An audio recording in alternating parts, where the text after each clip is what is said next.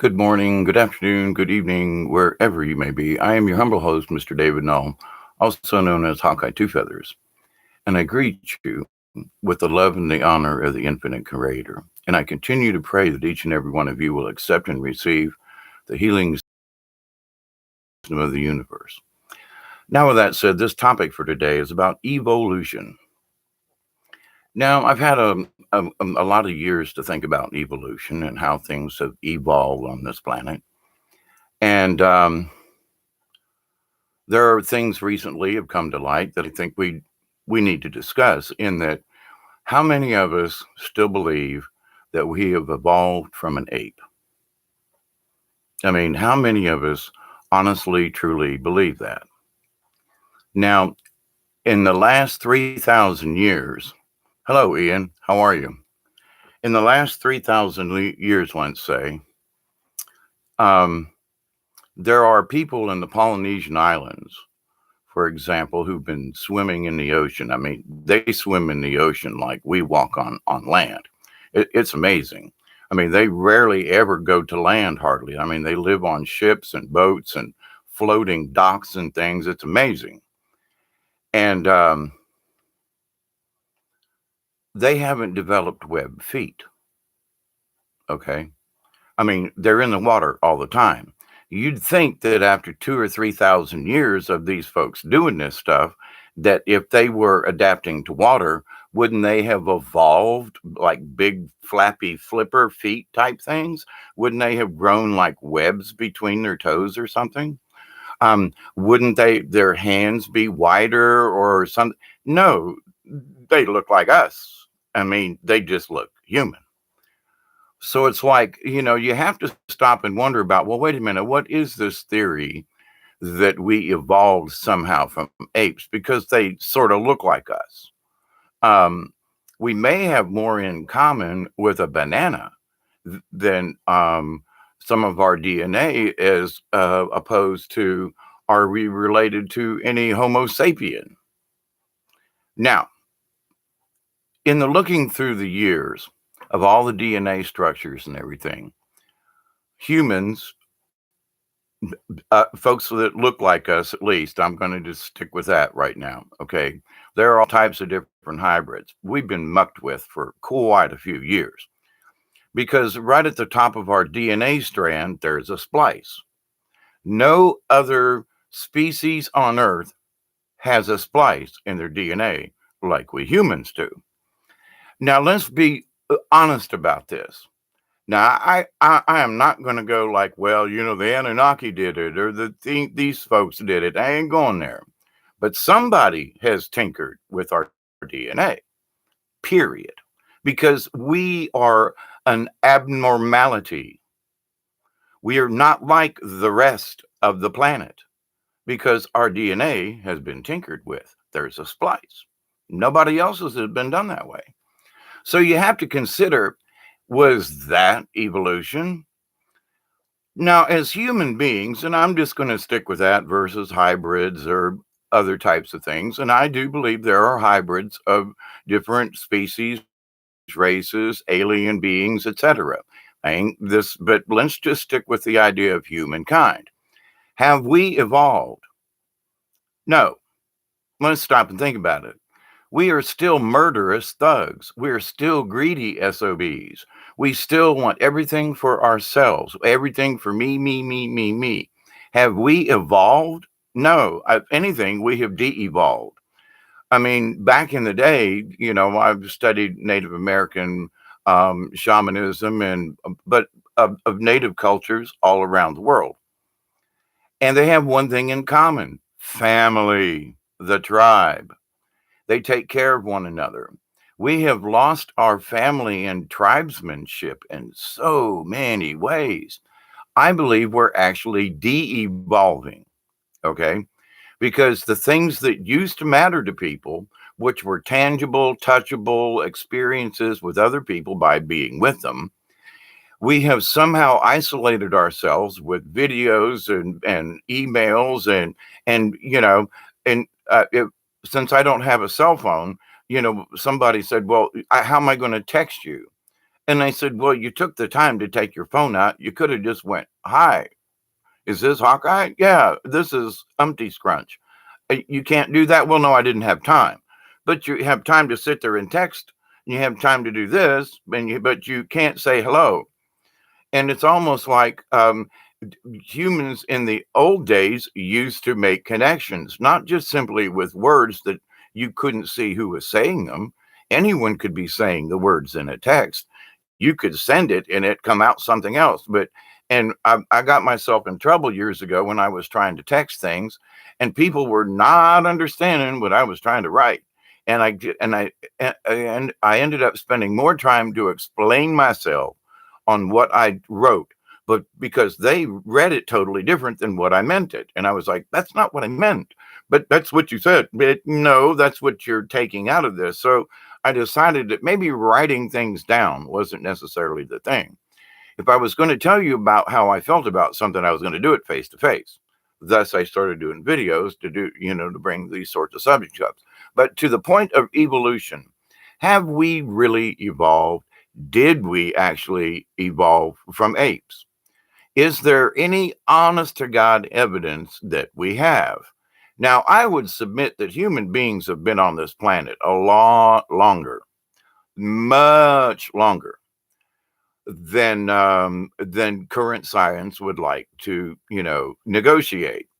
And they think that everybody back in the day was using stone tools. Well, as a person who works with nature and so forth, I've worked with stone tools. And let me tell you, flint is very sharp indeed. It's easy to get a new edge. And if you've not used a flint tool, then you honestly don't really have too much to say about this, because you say, well, it's just a stone tool. Yeah, but if you haven't studied about it, please just hold your remarks until you know more. I'm not going to call you a moron, because that would be putting you in a category.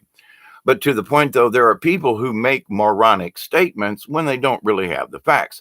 Well, those people back in the day, those Native Americans, what about them? Their philosophy is to leave no trace. So they build their homes that can be moved. They don't build permanent structures. They respect the land, they respect the spirit, they respect the universe, and they don't feel that they have a right to misuse the planet. And so you would say, well, who's evolved? So you could say, well, what about the Anglo-American blah blah white folk, basically? And they're thinking, well, what is their thinking? To build giant skyscrapers in the sky that are very inefficient all the way down the line. You got to pump water up to let it fall back down. You got all the crap, literally, that you have to deal with, and all the things that go into it, when that's a very unnatural thing to do. Our science doesn't allow us to actually participate correctly in the universe. We're using very old technology. I mean, the Romans built aqueducts, and okay, they used a lot of slave labor, but the thing is, some of those things still exist. Where can we go back 200 years or even 100 years in some of our stuff, and how much of our stuff still standing? Unless it was blown up by war. Now, concrete and steel, okay, but this, that, and the other thing. We destroy our own stuff. I went into town the other day, and I'm looking around. I'm like, there used to be old buildings over here, but mankind came in through their, intelligent evolution and decided, well, all that old stuff's got to go. We got to build new stuff. There was really nothing wrong with the old stuff. A little fixing, it looked neat. They were old brick buildings with old 100-year-old brick. And they were like, nah, that looks messy. We want new stuff. So they build monstrosities to themselves and tear down the things well, that's old. Well, okie dokie. So, but the things is that the old things held up. They were still there after 100 years. They're part of our heritage. So they tear down the buildings, and they tear down our history, and they tear down our heritage. Now, where is evolution in that? I think we're going backwards. Shouldn't we remember some of these old buildings? And as much as they may be a pain in the ass, why don't we fix them up and say, you know what? These were some of the original buildings in Moultrie. We're going to preserve them. Gone. Why? Because one was a barber shop and one was a pawn shop who had been there for 40, 50 years. The barber shop had been there forever. And nope, barbershop's not important. Nope, neither is the pawn shop. Neither is the fish store that everybody used to buy fish at. Well, that's got to go too. And a shoe store on the corner. As so, we don't really need a shoe store either. Says Walmart moved in. So all of those to me, that's de-evolution. Those stores, nobody is downtown anymore anyway. There are buildings that were built afterwards. They're vacant because they went in and decided, well, we're gonna evolve the downtown into a vacant desert. Ooh, tumbleweeds rolling through. Can you hear the crickets? Just saying. They could have preserved it. It wouldn't have made a bit of difference. And maybe folks would have said, wow, you didn't tear down Old Town. I I personally, it pissed me off so bad I wouldn't go downtown.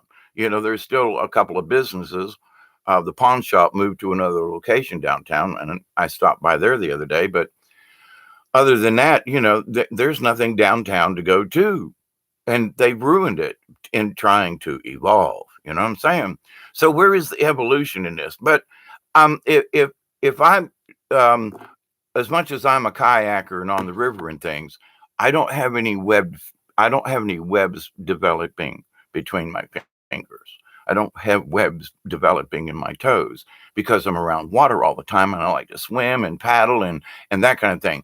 I haven't developed gills because I like to go underwater and see what's down there. So am I evolving? Now let's take this to the point. What's what sparks an evolution or some type of physical change? Usually it's a gene splice somewhere. It is truly cosmic energy because we're being bombarded by different types of radiation, and that does affect us. But we as human beings, were we really ever swinging in a tree?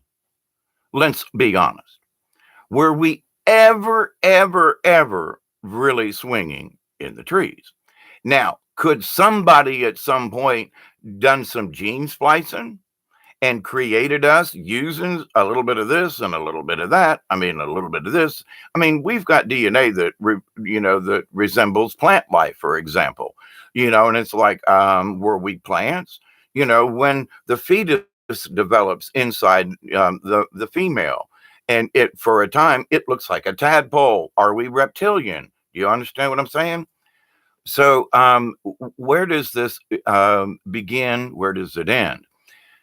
What is the lie we're being told? Have we honestly evolved from apes? I doubt it. Because, when it's cold in this wintertime, there are folks that live up north. Have they grown hair like a polar bear? No. Eskimos, a lot of Eskimos can't even grow beards. They're like more hairless than some of us, their white contemporaries. And it's like, so if Eskimos who live in the North Pole kind of thing, if they're cold through evolution, wouldn't it made sense that their skin would be like maybe like a seal? They eat a lot of seal and whales and blubber and stuff. So if they're taking that in, wouldn't they have evolved somehow? Their skin, or shouldn't they have flippers, or shouldn't they have bigger feet so they can go through the snow? Wouldn't they have more fur like a polar bear? I mean, okay.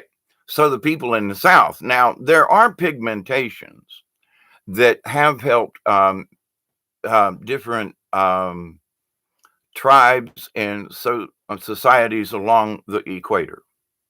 But I think that's from a prolonged pigmentation and stuff coming from the universe. And if you stand out in the sun long enough, you will turn red, and then after a while, if you stay in the sun, you will turn sort of brown. I used to have a much more browner complexion when I was outside working all the time with my shirt off as a young man and but I've seen some of those pictures back there, and it's like, holy crap! I was almost Spanish or Italian or maybe a Mexican. I could have been mistaken, because of my dark complexion, and it was all due to working in the sun all the time. So my skin developed, it evolved to help me be in the sun more. Now, I'm probably suffering from some of those, like, borderline skin cancer now from all that exposure back then. But to the point, though, I didn't change colors and stay that way. I did not evolve. Okay. And after 40, 50 years, I have seen birds who change their color in the spring and in the fall, and they change their plumage, and their feathers change. Now, that's a part of their evolution from spring to summer, fall, winter, blah, blah, blah. But to the point, though, for example, hogs, you take a hog and put him in a pen and put him on what they call around here a slab. Put him on a slab, okay? Concrete structure. They never touch the ground. And they feed them all the time when they don't have anything else to do but eat, sleep, and poo. And so, but you take one of them hogs and throw it back in the wild, because there's wild hogs around here, but there are also the true wild boar around here, and they are around here. Oh my God, there's open season. There's open season year round for hunting wild boar around here. And I've tasted wild hog, and oh my God, but wild pigs will get out, and within 6 months, they will have grown tusks. They will have changed. They will have had color. If you look at most hogs on a slab, they're all got this pinkish color. Well, if you've ever worked with pigs that close up, there's an undertone of patches on their skin. When they go back into the wild, those skin patches come out. They may brown and white and different colors and black and spotted, and they will get twice as big in the wild because they're eating naturally. They will grow hair. So you take this pink, this pink hog and put him back into nature. He de-evolves back to himself or herself, as the hog may be. But and you take things out of the wild and do one thing, and then you put them back, and you go, wow, holy crap!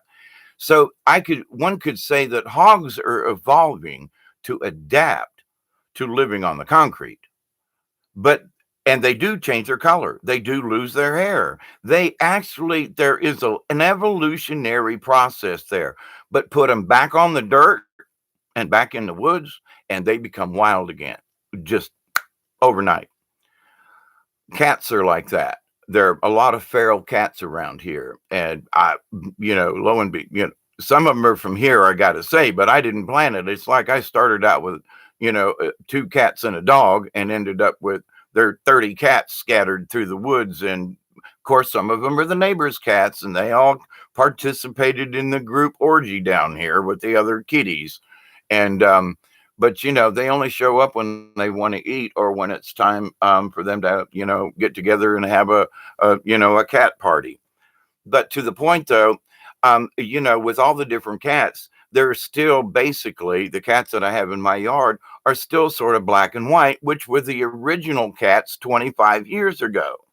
So have they evolved? Even though there's an orange tabby in the group, there's a sort of gray one in the group. There's sort of I call it sort of green with stripy kind of tiger look.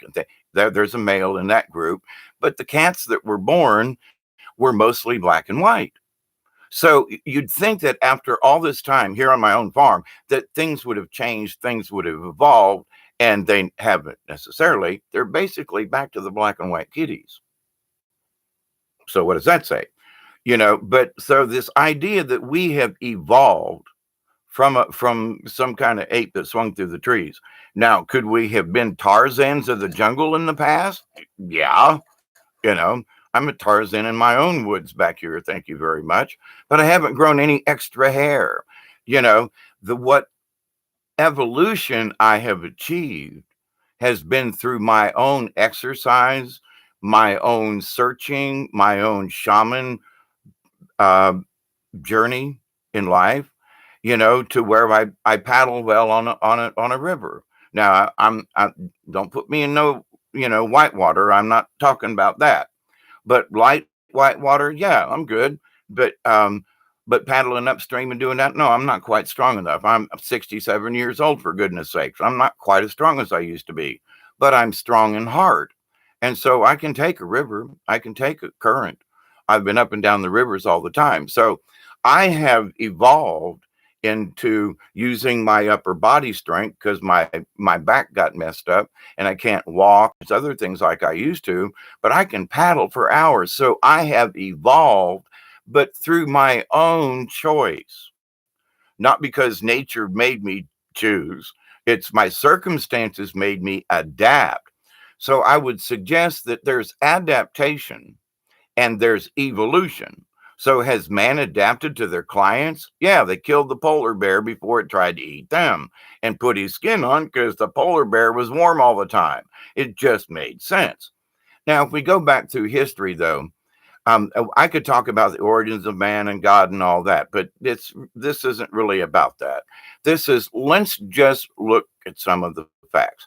Just look at human beings in the last 4 or 5 thousand years. Okay, and we've got enough stuff right now. There are those Egyptians with the big long heads, but I don't think they were from around here. You know what I mean? Now, but did they evolve or were they from honestly not from around here?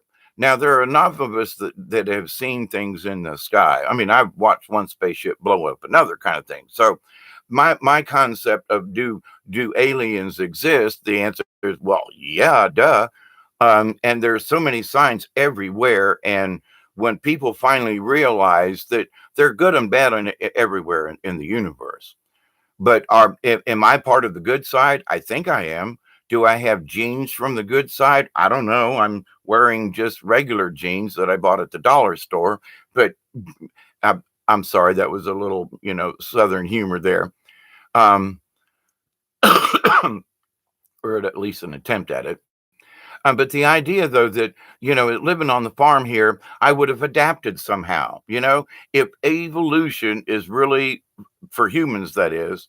Now, birds have evolved. They've changed their feathers. Things have happened. They become selective with eating certain insects and things.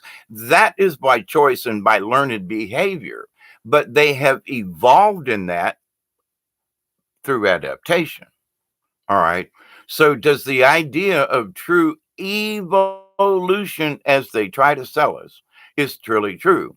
Now, years ago, I was like, I was sort of on the side of evolution because I was like, well, of course, you can see sort of this progression.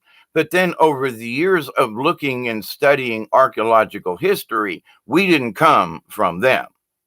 We may have had our genes spliced in some kind of whatever, but we didn't come from them.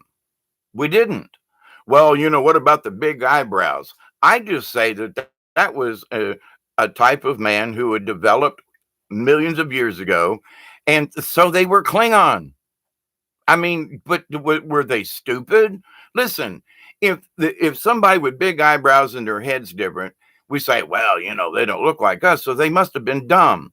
If they survived a winter back then with dinosaurs and in a cave, you want to consider them folk dumb? Please step back and take a look at this picture. Maybe they were the bright ones. They knew how to live in a cave comfortably and were good with it. Well, they didn't see the need or the necessity to go out and dig giant holes in the ground and find metals and pour them and make giant steel structures and monuments to what? They found Mother Earth and said, looks like a good place to live to me. Got a southern exposure, we're high enough up where the great big grizzlies won't eat us easily, and we've got protection, and the family can move in, and oh no, well, we had, they got to come up with stories about, well, they ate grandma, or grandpa, as the case may be. Because, that was their ritual back then. Oh, those people, they were stupid and dumb. They made bows and arrows. They killed frickin' dinosaurs. Who's the stupid one?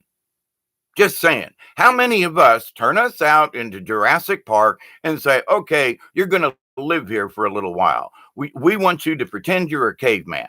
Here, We're not even going to give you a spear. We're not even going to give you a knife. We're going to show you, here's the thing, there's some rocks, make your own shit and see if you survive. Now, this survivalist stuff, and I'm like, oh God, it's so staged. But anyway, um, some of these people that get hurt and do this jumping from rock to rock crap, no, the caveman knew better than to jump from rock to rock like a frickin' frog. Because if you slipped and fell, you were dead. There were no hospitals. There were no helicopters to fly you in.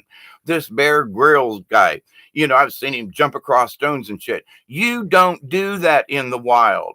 And I see other people, well, I watched his show and he skips across the top of these rocks. He's an idiot. You don't do that naturally in the wild. You didn't see his outtake where he almost broke his leg and they had to put him in a cast. That was an outtake. They didn't tell you about that part. But you don't jump from limb to limb and do this crazy shit. You'll get yourself killed.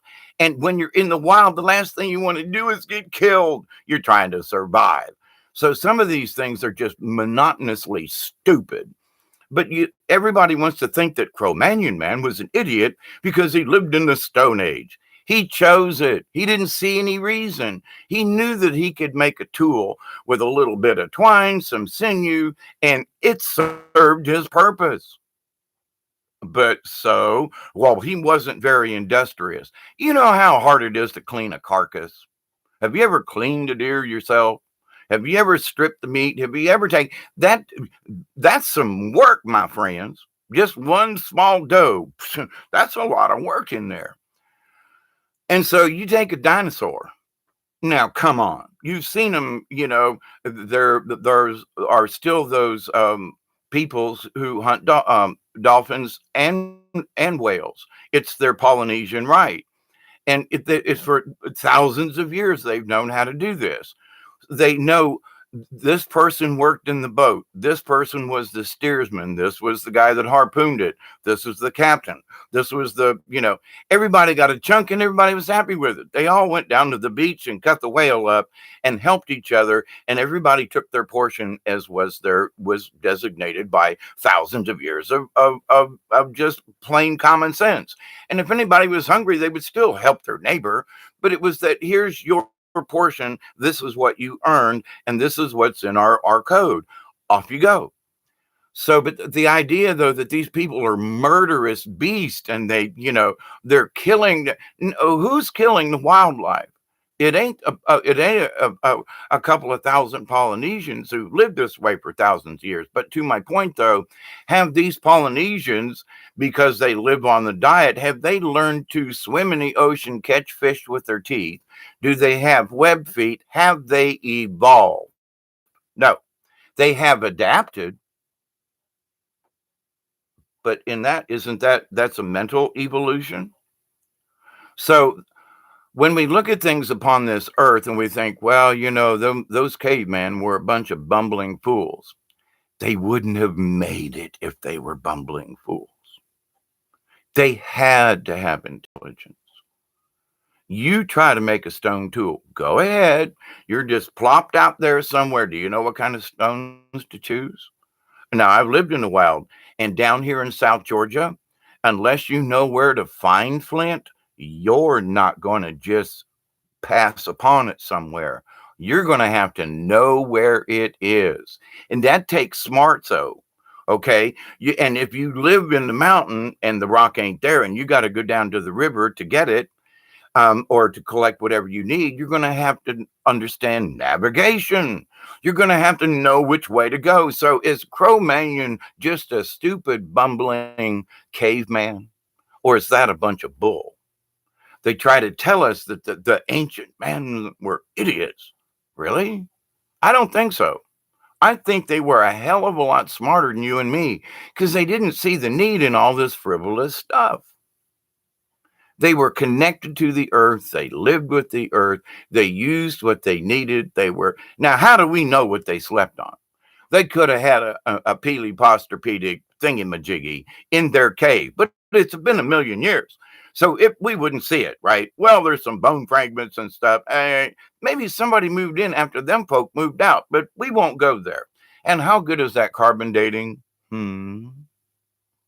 Just saying. Just saying. So we're relying on our the realization of who we are through someone else's eyes, through their perception of what evolution should be or how we actually got here as a species. And I contend, wait a minute, let's just stop and ponder this a second. Now, do I think that I have evolved over millions of years? And I would say yes, but that's more spiritually than physically. I still have, eight fingers, two thumbs. Cheers, everybody. Dante brought this conversation on, but cheers, everybody. But it is a conversation we should honestly have. So people say, oh my God, we evolved and this and that, and blah, blah, blah. But did we? Let's just look at our own history. If elongated skulls was like the deal, and yeah, you could tie your head up and you're only going to get so much because the human body wasn't supposed to do that. All right. There are those guys that put those plates in their bottom jaws, but they stretch, they adapt their body. Their children aren't born with bigger lips so that they can put a big cup in there. That ain't how it works. And over the thousands of years of the different tribes with the different customs in the Amazon, the Amazons, even the okay, so the pygmies were shorter. So, and then there were those folks in Africa who were much taller. So, so there are distinctions, but that's within the different tribal communities and wherever they're originated from. Now, that's not where I'm going with this, is like who put us here. There's too many, but let's just look up into the sky and go, yeah, was that God? Well, one of the gods who claimed to be a god came down here and tinkered with us. That's what I believe. Do I believe in the creator and the source of all things? Absolutely. But do I believe in the God? No. But I do believe that there were beings appearing to be who came down here and tinkered with us in some way. That's how we evolved, but not because of this natural selection kind of thing.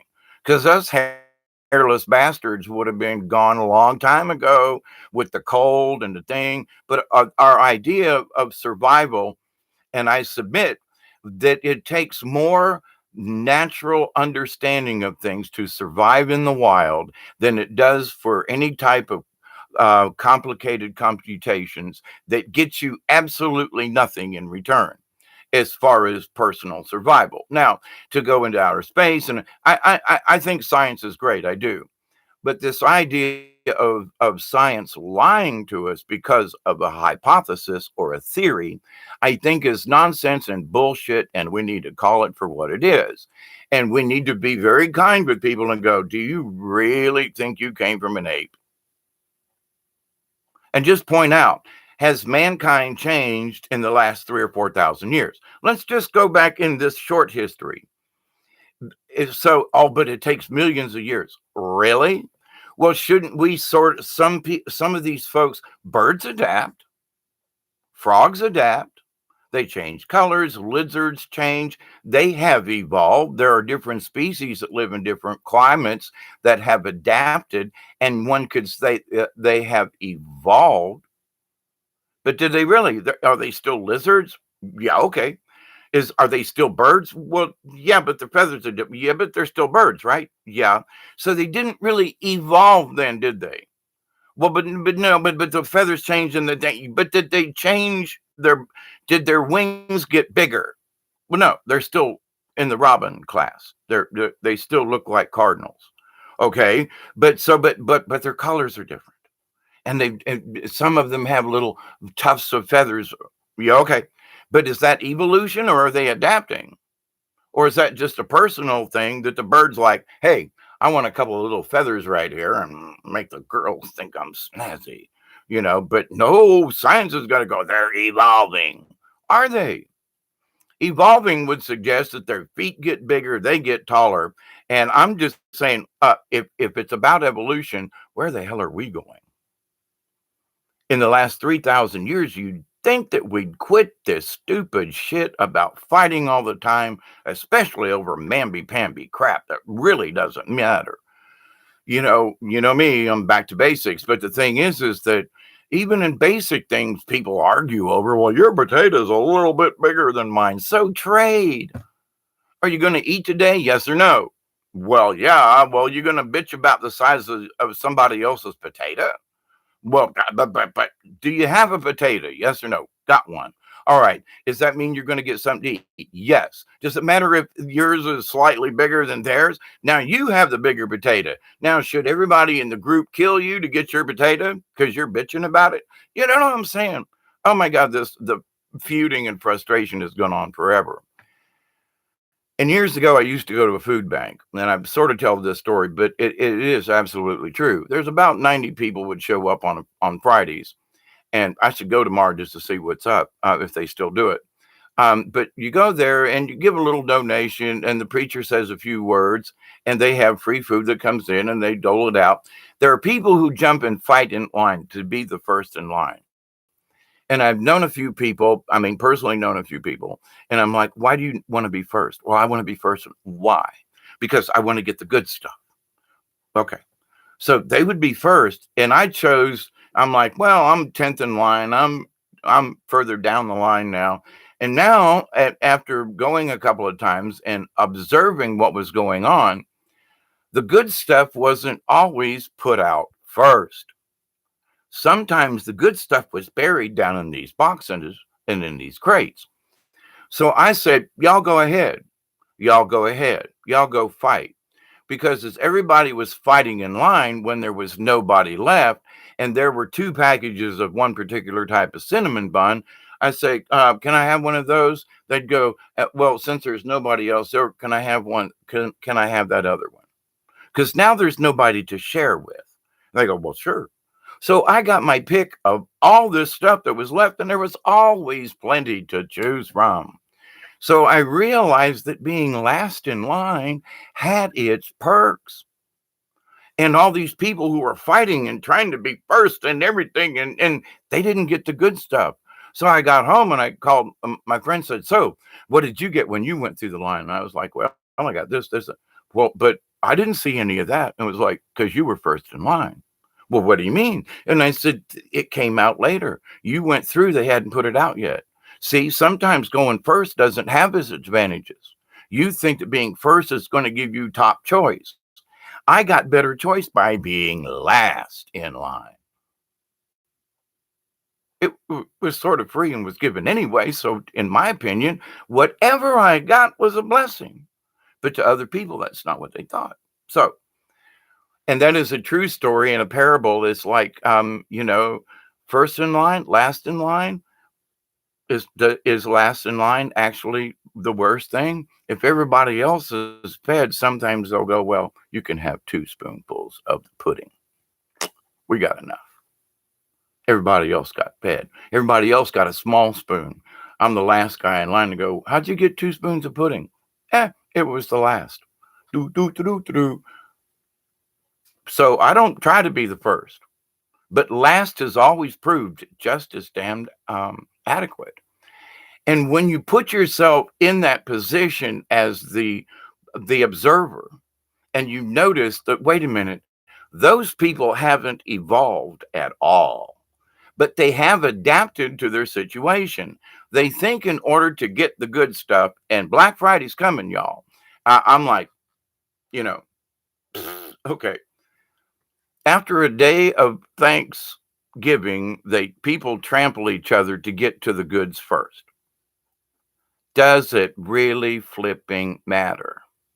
Have we evolved as human beings, or have we de-evolved to worse than what the caveman really actually was? Caveman wasn't stupid. You try to live as a caveman for 2 months, and you'll be, I don't want to be a caveman no more. I want to go back to my shower. I want to go back to, yeah, you try it. And you say, well, Hawkeye, what difference does it make? Because understanding what the caveman knows instinctively, we as humans have forgotten. We as spiritual beings have forgotten. We as supposed to be like the smartest critters on the planet are really moving in a backwards. Uh, in certain ways, I believe we're moving backwards. Drilling more oil. I live in a passive solar house. Let me turn the camera here. I want to show you all this. It's been 40 minutes, and I think I've gotten my point across. Ian, um, Tim, I had to put on my glasses. I want to turn my camera around. See now, people have asked me at times. Will say, "Well, how do you get by with what little that you do?" And it's like I planned on this. And so, how old are you? Are you 45 years old and you plan to retire in 20 years? Do you know what you can do in 20 years if you put your mind to it? Now, this is how much sun's coming in my house right now. These are the windows on the south side, and if I point it up too much, it'll blind you. But I've been washing windows again and clearing stuff up, and down here on the floor, this is what's called solar gain. And don't mind the squash bug. He came through here last night and met his match. But the idea, though, there's warmth coming through these windows. It doesn't cost a dime. These windows right here, this is a shower door, a recycled, repurposed shower door. This window right here, and there's one, two, three, four of these. On this window right there, there's a handle. It's because these four panes of glass, guess what, came out of a freezer, a meat locker with sliding doors. It was a dang near 100-year-old meat case. Okay, 65 years, 70 years. It was an oldie in Pelham near here, and I put them in. They've been in the house for years. And all I have to do, I'm standing here, going to have to take off my shirt because the house is heating up so much. And people say, so what does that matter? Well, because people don't plan. People look at things and accept, well, I'll just go down and buy an electric heater. Or I'm going to go do this thing. I'm going to do what's socially acceptable. I'm going to get a 2-ton, unit outside instead of a 1-ton. It'll heat the house, cool the house better. I don't do that. I have planned on things differently. So if you find yourself in a crummy situation, plan on getting out. Make the choice. But understand we adapt. And if we choose to not adapt, well, then we're not going to evolve either as a spiritual being or as a human being. Because in learning to adapt to all types of situations, we also understand the nature and the spirit of the universe. It's all tied together. So if you do one thing, then another kind of comes in, and this blossoms and that blossoms, and it's all important. But if we just live in, if we, now there's the joke about people who live in glass houses shouldn't throw stones. That's kind of true. But these windows in my house that I just showed you have gone through 2 major hurricanes. Well, actually 4 major hurricanes, but 2 tornadoes. The one that came through last year with the Hurricane Michael tore down trees all over the place, and not one window, knock on wood, thank you, Jesus and the spirits. My house has been protected. But my neighbor's barn got wiped out again, and that was twice since I've lived here. His barn has gotten torn down by a tornado. What are the odds? Well, I wouldn't have put another building back there, but that's just my opinion. But my house has been saved even despite having windows on the whole south side of my house. And, so there's free energy, the positioning, the understanding of the universe. The house faces south. So you understand the nature of where you live. Where does the sun come up? Where does it go down? Most people don't even know. They live in a neighborhood. The houses are so close, you couldn't have passive solar hardly if you wanted to. But the idea, though, is that if you choose to, you can change, you can adapt, you can do what you wish. And some of these things, what it takes is the gumption to do it. In being on with Brian the other night, Milky Way Week Messenger, is that now's the time. If you can find out about something, should you go down rabbit holes that don't net you anything, or should you learn an ancient technology like passive solar energy that the ancients knew millions of years ago because their caves all face the south? Duh. There's so much evidence of, how we use the nature of things to survive without touching anything. I clean the windows, but I don't have to change filters. I don't have to, there's new moving parts. The sun comes up, it shines in the windows, it warms the house. Yay. There are lots of things out there if you choose that are just as simple. We can make it as complicated as we want. People use 12-volt systems and put up these huge grids to run their refrigerator, when maybe they should think about how much refrigeration do they actually need. Do they need a freezer? Maybe they should can. Maybe they should do something that would last longer. And if their refrigerator went out and the sun went out for a couple of days and things thawed, what do you have left? Not much. But there are ancient ways that they did cooling with ammonia, for example. And that's what's in all the travel trailers and all these campers, self-contained campers. They have refrigerators that have ammonia, which is the ancient technology of cooling, still used in many large plants. But ammonia, used in a closed system, you can make your refrigerator work with a candle, the flame of the candle, because if you see the little burner underneath the bulb in the back of one of those things, it's just a little pilot light, and it heats up this bulb and the system's full of ammonia, and it works. There's no fan, there's no motor. It's simply a flame that heats up the gas inside a system, and it refrigerates and freezes. So, yeah. So, but you're doing all this stuff when actually, if you got, we all make poo, okay? We can make methane gas. So, if we had a small methane collector, it would produce enough gas per day to heat a little tiny flame to do a refrigerator without having all this costly stuff and wiring and converters. Why? Because people have understood that it's convenient. So they are not evolving. They're adapting to what they think is right. They're trying to use social norms as their method of gauging. But have they evolved? I don't think so. The evolution of having, well, there's all this wire. What if one little hiccup happens? There goes your freezer. Why not learn how to like dig a root cellar? I mean, you can put a 55-gallon drum in the ground and you'd be surprised at how well it will keep things.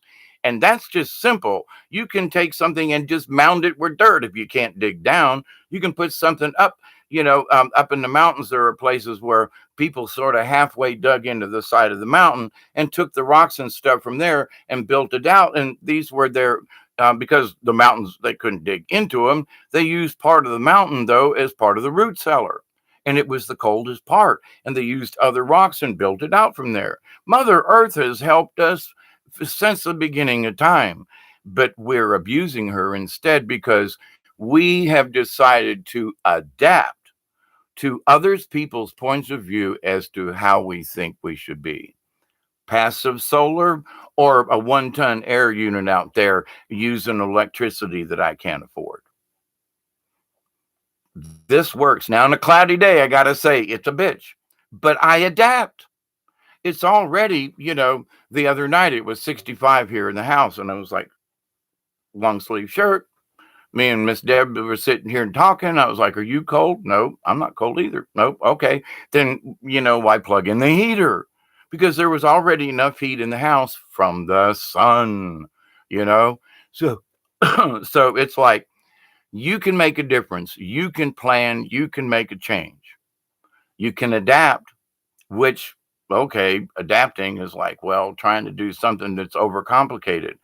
when if all else fails, keep it simple, stupid. The old KISS routine. So my idea and my thought about this for you all to consider is, um, have we evolved? And I say no. Have we adapted a great deal, many different ways and here and there? Yeah. But we have de-evolved and okay, did caveman go around and go, yo, dude, caveman, you built hut. You stupid, wind come, blow your hut down. And the other caveman says, yeah, but I like it out here. I don't like it inside the cave. It makes me nauseous, I get claustrophobic. So I built me a hut out here on the grass. Okay, me not do that. Me go back here to a hole in ground. Okay. So everybody have their choice. So this guy gets his hut blown down. He says, I can get more twigs and sticks. I put it back.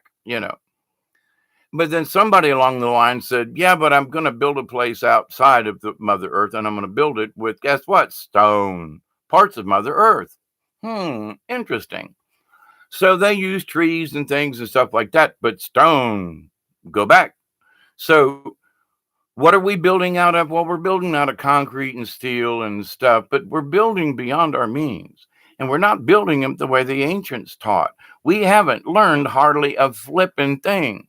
There are angles and things and the Archimedes screw. I mean, 2,000 years ago, pay attention. So some of this stuff ain't new. They just try to put a new brand on it. Oh, and I'm going to make it out of plastic and sell it to you for $9.95 in an infomercial between commercials, commercial break.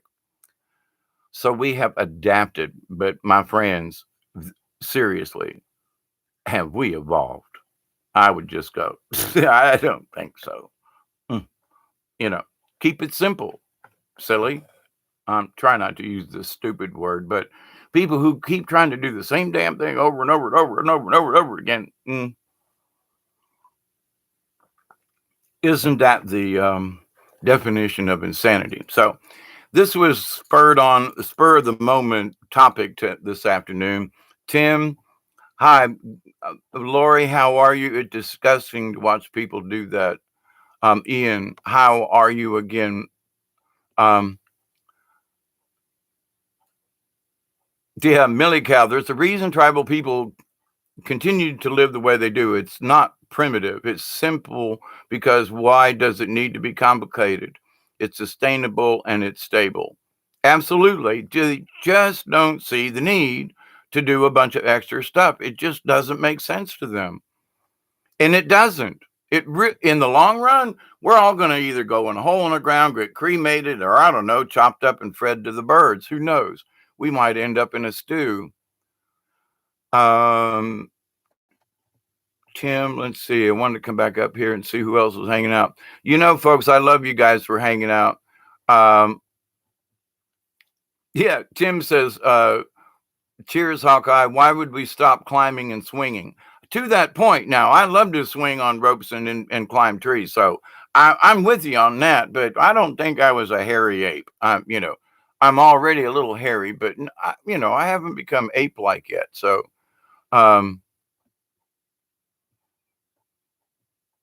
yeah, we could really use those prehensile tails. Yeah, and the opposable thumbs, yeah, these things really do come in handy. And I don't mean for video games neither, but anyway. Millie Cow says dogs have very malleable DNA. The offspring of two breeds will have a mix of their traits. We've created dogs that shouldn't exist and other things too, by the way, but agreed, Millie Cow. Like pugs with breathing issues because we think they're cute. But if the same species with fairly stable DNA only mixes with itself, then nothing else. If we're all humans, then there will be no physical changes. But when our world changes as quickly as it has in the last 100 years, we don't have time to adapt to the changes, especially when they're unnatural, unhealthy developments. Exactly. I agree with that. And one of the things, for those of you who've been around my videos for a while, you've heard me bitch and complain about, drinking anything out of plastic bottles, Use cans or glass whenever you possibly can, because the polymers that are coming, that are off gassing in these drinks, are getting into your system. And I keep talking, I'm 67 and I used to not be able to move my hands because of arthritis. I couldn't make a fist. I couldn't hang on to a chainsaw. I've cut a cord of wood here recently with a chainsaw with these older hands because my arthritis is better, because I absolutely firmly believe that because I stopped drinking out of plastic bottles, the polymers, I'm finally starting to get rid of the polymers, which, guess what, go into your hips, your joints, your finger joints. And, hey, so people who are, 20 years younger than me are having arthritic conditions because they drink 3, 4, 5 liters of water out of a plastic container. And it's not that they refill it, it's a new one every time. So they're getting off gassing every single time. But do you think anybody will pay attention? No. All I'm asking you is just, if you can't stop drinking out of plastic bottles, then at least slow down, make a choice. But no, but my hands, I've got arthritis. Yeah, okie dokie, But what you eat is who you become. And if you drink this stuff, and a lot of people think, well, it doesn't really affect me. How do you know? Did you stop? Well, what do you mean? Should you have arthritis at 45? No. Well, then quit drinking out of plastic bottles. Please change your habits. Find a good water source. Put it. My coffee thing here has stainless steel. Stainless ain't going to do nothing. It can't harm me in that respect. So does it have a plastic outside? Yeah, but it's holding the stainless steel. You know what I mean? So, but the idea though, that when I started making a choice, so I take a drink with me when I go preloaded. And if I run out of drink, if it's only going to be 15 or 20 minutes before I get home, I don't go, I'm dying. If I don't get something to drink right now, I'm going to faint. No, you're not. I've gone days without water. Oh, shut up. But I want it now. Yeah, but in 10 minutes, I'm going to be home and I've already got stuff there. I got some more coffee. I got blah, blah, blah. And I don't have to stop and buy anything. And I don't have to drink out of a plastic container. So you make choices, but people, man, it's so much easier. Well, then you bitch about I don't want to hear you bitching about some of your aches and pains though, because you're not trying to take control of your situation. Pay attention, but okie dokie. And in that respect, I say we're going backwards. But Millie Cow, your point about, the thing about that native peoples everywhere just don't see where building buildings and all this stuff is necessary. But we, as because we've been conditioned by society, feel obligated to mow our lawns this tall. We feel obligated to make sure that the creases are just right. We need to make sure that the bushes are just now. Look, I used to be a landscaper, and I really like working outdoors with, the grasses and plants and trees and stuff. But this idea of perfection is my issue. Yeah, mow the grass. Yeah, trim it when it needs it. Yeah, but this pathetic thing. But I want you to go ahead and edge the sidewalk again. Well, it's not really growing over. I don't care. I saw a sprig and I don't want it to get out of hand. No, well, okay. So we're making things natural fit within our little parameters. We're making things natural, unnatural with our combination of things, with, like Millie Cow said, with the dogs. And the same thing with pigs and cows and stuff. But to the point about pigs and cows, at least they're using a pig. At least they're using another pig a lot of times.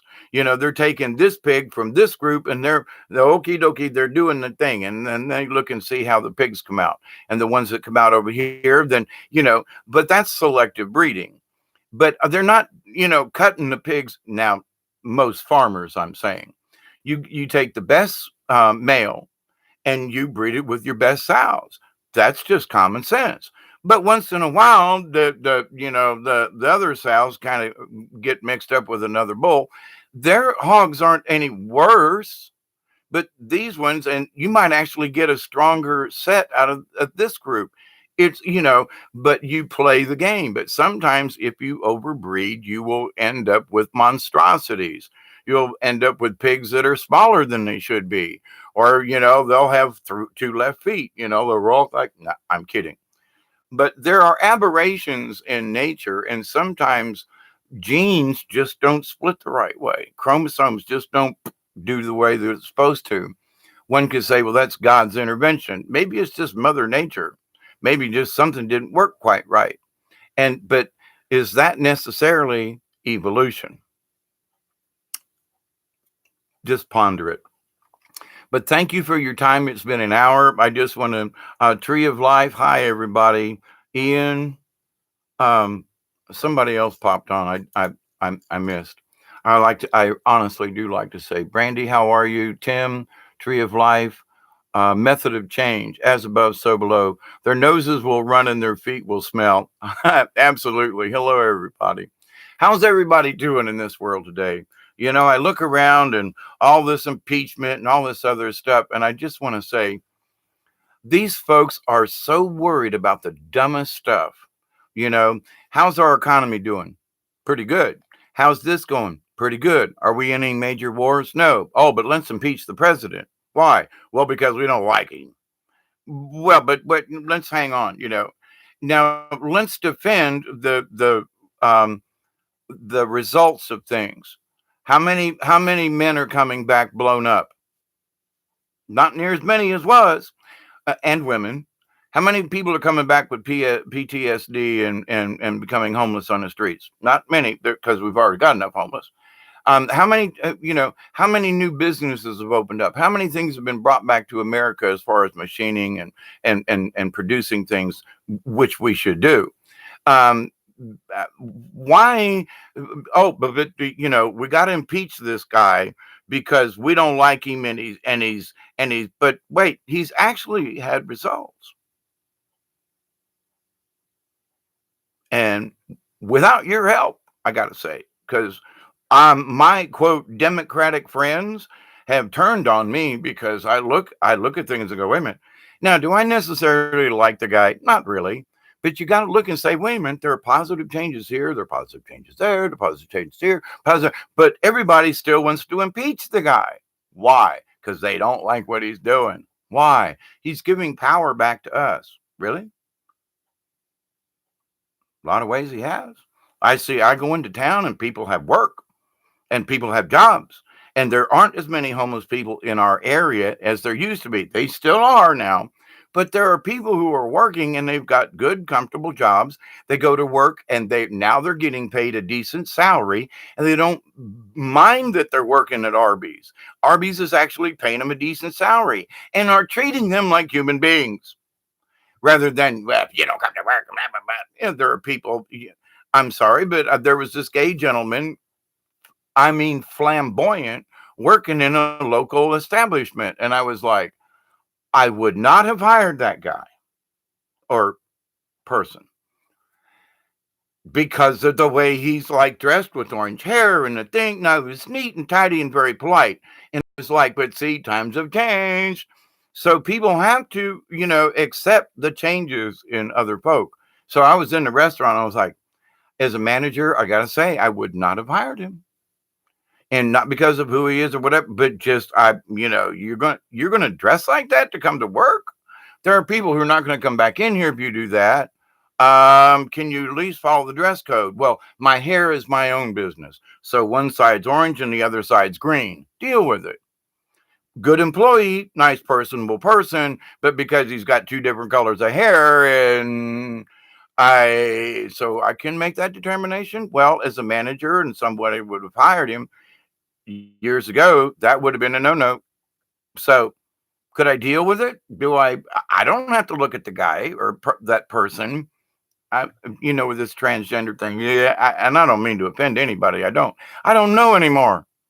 I mean, it used to be you look like a guy, so you're a guy. But you look like a girl, so you're a girl. You can't do that anymore. You can't assume that. Okay, never mind. But with that said, though, have we evolved in that respect? I don't even want to touch that one. We are who we are. That's what should be important. But how we wish to portray ourselves to other people, common sense, blah, blah, blah, blah, blah. And this person is very flamboyant and that's who they are. And I'm like, well, I guess if I could have got away with it back then, maybe I'd have done something nuts like that too. Who knows? I drove around Tampa with a giant bird painted on the front of a 59 Rambler. What am I to say that what my behavior that I did in 1970 was any different than this guy wearing two different colors of hair? I mean, of course, I wasn't trying to, work in a restaurant establishment, but my point to that is I've had to change my opinion. I've had to adapt my way of thinking in that, well, this person shouldn't be serving, but why not? Because I grew up where with straight-laced managers who said that type of behavior will not be tolerated. You can't work here. Now have we adapted or evolved? Mm, we'll see.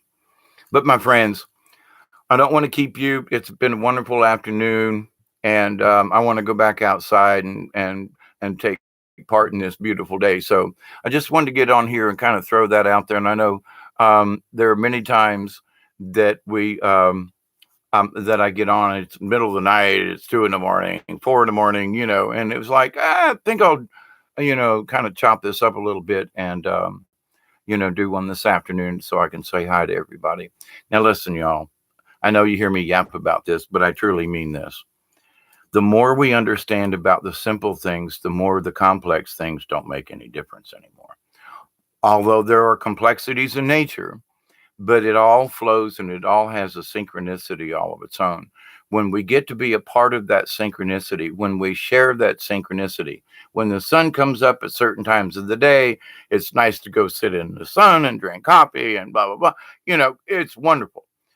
And so if we adapt and we evolve, if you will, but I'm thinking spiritually, we can evolve spiritually to understand that all of these other things that society creates is not necessarily what we need as individuals, as spirit beings, as our soul beings, as angels here on earth, as entities from another realm. We're here.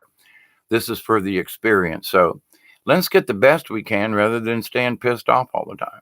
Let's make a choice. Let's evolve on our own. If nothing else, we can evolve spiritually.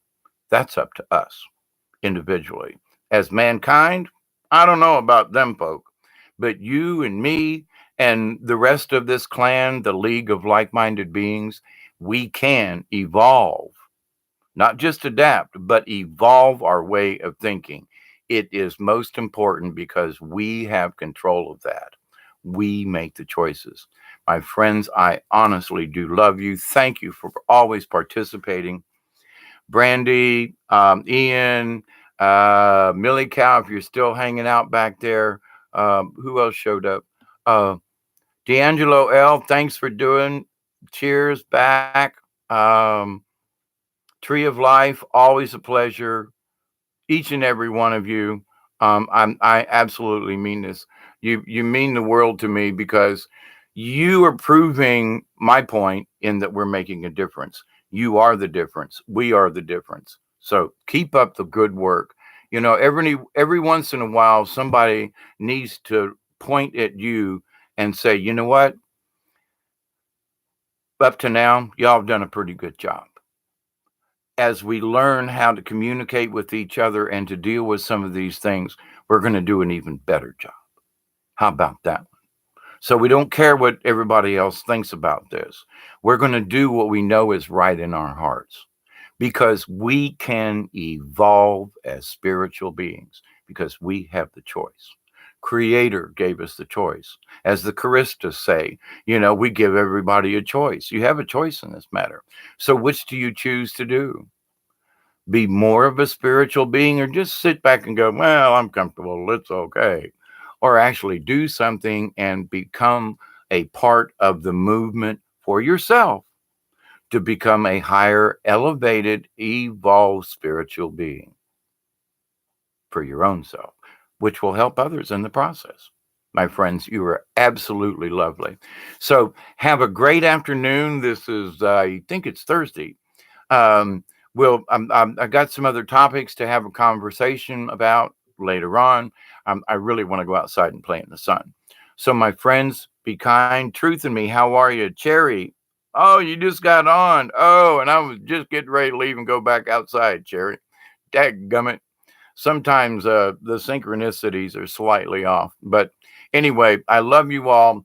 And I'll end with a prayer as always. I continue to pray that each and every one of you will accept and receive the healings, the blessings, and the knowledge and the wisdom of the universe. I continue to pray that each and every one of you, your friends, your family, your relatives, and all of your relations, past, present, and to come, will accept and receive the healings, the knowledge, and the blessings from the Creator. I continue to pray that each and every one of you will accept and receive and continue to share what you've already learned with your friends, your family, and all of your relations in the past, in the present, and in the future. Remember, we have a choice. Remember, you have a choice. Every day is a holiday if we choose to make it so. And that holiday is the holiday from the craziness and the chaos. So, my friends, stay blessed. Continue to learn. And for yourselves, we have to adapt ourselves to this reality, but we can evolve from this by our own personal choice. I love you all. Take care. Tree of Life, Cherry, till next time. Um, Tree of Life, Ian, Truth in Me, Millie Cow, Brandy, cosmic hugs to all of you and cheers till next time. Okay. Be safe. TTFN, you know that ta ta for now from South Georgia. Bye bye, everybody.